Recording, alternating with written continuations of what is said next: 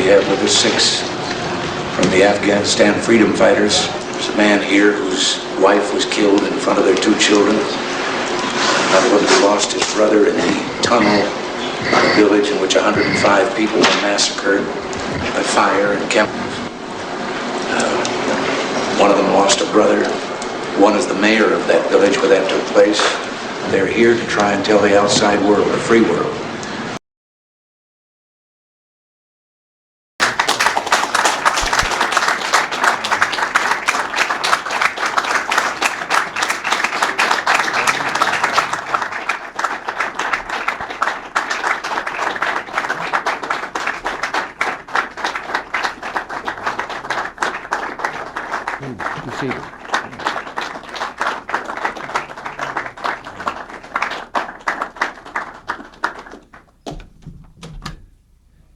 Well, we've just held a very useful, and I might say brief, but also I will add a very moving discussion with Chairman Yunus Khalis of the Islamic Union of Mujahideen of Afghanistan and other members of his distinguished delegation. I expressed our nation's continued strong support for the resistance.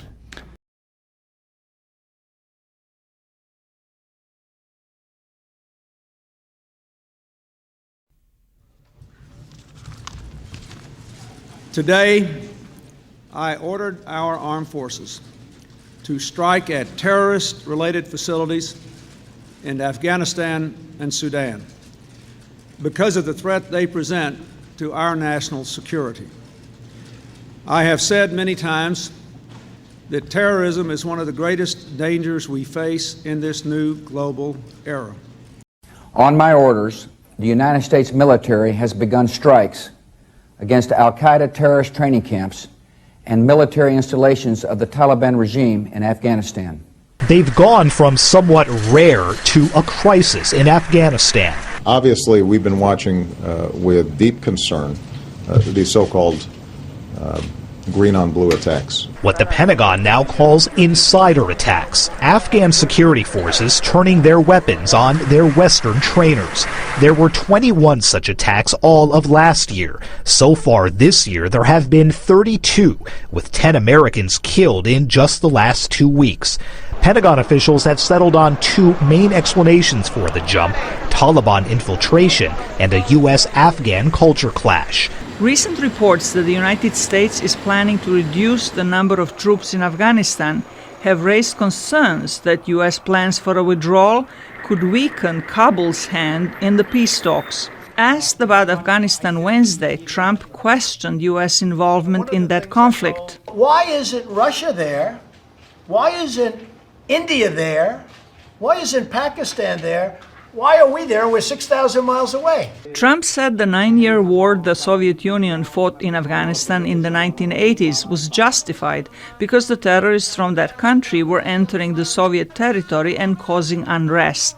But he said the war has bankrupted the former Soviet Union and caused its collapse. He questioned the purpose of further U.S. spending on Afghanistan. General Taliban celebrates the 1-year anniversary of its takeover of Afghanistan and indeed the end of 20 years of fighting. The Afghans we've been speaking to say today is a day of sadness, anger, and fear. The tumultuous end to America's longest war, immortalized in these chaotic scenes. The Taliban's lightning-fast takeover of Afghanistan just weeks before the United States' planned military withdrawal triggered such intense panic that thousands of Afghans stormed the Kabul airport in a desperate attempt to flee the country, some even clinging to a moving U.S. military aircraft as it rose into the sky and falling to their deaths. My friend Legend, an Afghan-American and former U.S. Army non-commissioned officers, traveled to Afghanistan after the collapse and reports that the Taliban has been benefiting from U.S. cash shipments sent to the Afghan Central Bank. This is American funds, and that sanctioned terrorists are diverting U.S. aid meant for the Afghan people. Why are we giving the Taliban millions in taxpayers' dollars while they hold Americans hostage and are killing the Afghan people? And in my opinion, sir, they will hate us for free. We don't need giving them money. We're not giving the Taliban anything. As I discussed with Congressman Mast, We are providing money, as many other countries are, to UN agencies, NGOs, to help the Afghan people. And these agencies are funding the Taliban. Reports are saying reports are saying between 40 and 80 million U.S. tax dollars are given to the Taliban every dadgum week. I mean, is that acceptable? According to the report that I read and that the Congressman referred to, the CIGAR's report, of the approximately $8 billion that the international community, including the United States, has dedicated to Afghanistan, about $10 million of that is 0.1%, has no doubt gotten to the Taliban in terms of I don't care if it's a dadgum penny. I don't care if it's a penny. I mean, for you to sit up here and admit that our enemies, I mean, these people swear to hate Christians and Jews, and that takes care of about everybody in this dadgum room.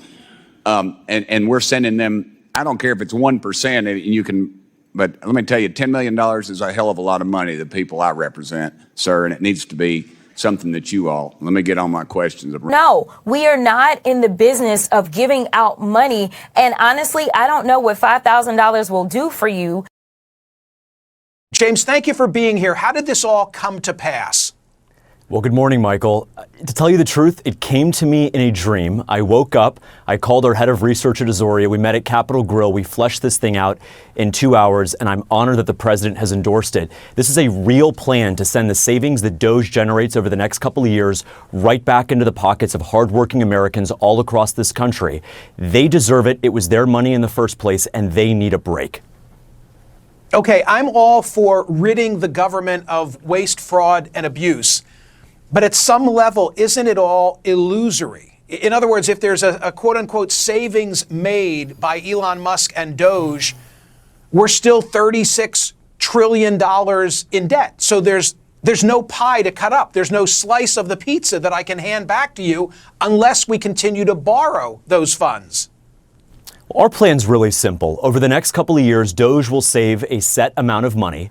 We're going to take 20% of that and put it right back in the hands of taxpayers. The other 80, as President Trump has pointed out, will go back to paying down the debt and narrowing the deficit. Here's the truth, Michael. For every $5 that DOGE saves, as we believe, calculated by the Congressional Budget Office, when this whole project is said and done next summer, for every $5, $1 goes back to the pockets of American taxpayers. Here's why. They sent their money to D.C. to be spent in America, not to be abused, not to be disrespected, and not to be defrauded. That $20 million to Iraqi Sesame Street, that money sent for a transgender opera in Colombia, all at the same time, Michael, that we have roads and bridges crumbling. We're losing 900 Americans every day to deaths of despair, alcoholism, and suicide. 8 out of 10 black American fourth graders are not even reading at grade level. This is pathetic. The Americans sent their money to be spent in America. They were defrauded. They were lied to. They now deserve restitution.